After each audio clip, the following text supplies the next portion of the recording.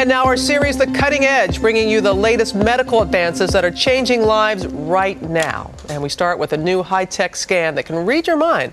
Our Dr. Richard Besser took the test himself and is here to tell us about this new breakthrough and how it's really changing lives, especially those who suffer from seizures. It's incredible. Robin, the vast majority of patients who have seizures will be able to control their disease quite well with medication. However, there's a small group of patients who must turn to surgery to control their seizures. Now there's new technology that will increase the likelihood that surgery will be successful and that these patients, too, can lead a normal life. All right.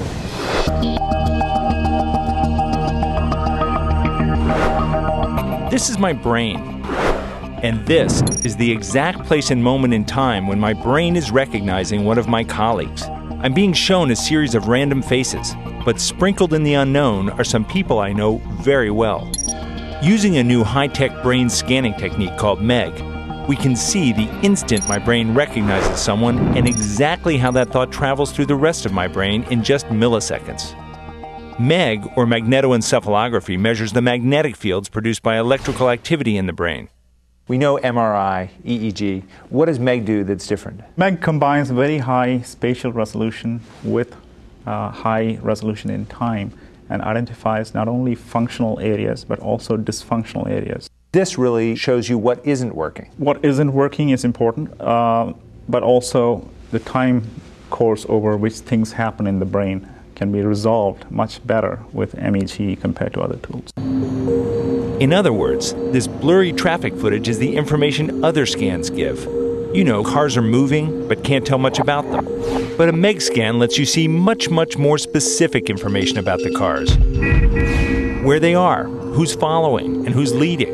It can capture detailed information in milliseconds. And for patients like 18-year-old Amanda Momberg, that can literally mean the difference between life and death. Amanda has had epilepsy since she was 8 years old. She's having a seizure. I shake on one side and, I can't talk, but I can hear people talking to me. Now with your right hand, can you go like this? That's it. For most of her life, the seizures were controlled with medication.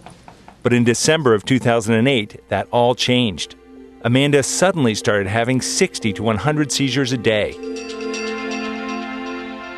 It was very, very scary. It was awful. It was not in control. You couldn't do anything about it. Medication wasn't working, and her first surgery was unsuccessful. Well, she started having seizures again. That's when the topic of the MEG scan came up. Okay, Rich. So we're going to start now with the movement task. On me, the MEG scan is a bit of cool experimentation, a chance to look at the way my brain works. But for Amanda, it was her last chance. The technology is so new that Froedtert Hospital had just gotten their MEG scanner up and running. Amanda became their first patient. So all of that activity really started up here. Right. The MEG scan showed Amanda's abnormal activity started right here, in this tiny spot other scans had missed. If you just had this picture, you'd have no idea that it really started there. Yes, exactly. The MEG scans showed the seizures were beginning in an unusually deep fold in the brain, a part of the brain that looked totally normal on the previous brain scans. So MEG really completed the puzzle for you. And it identified a target which was right in front of her motor areas, which we could potentially go back and take out. Hold your arms up like this. Good. It has been almost 1 year since Amanda's last surgery, and she hasn't had a seizure since.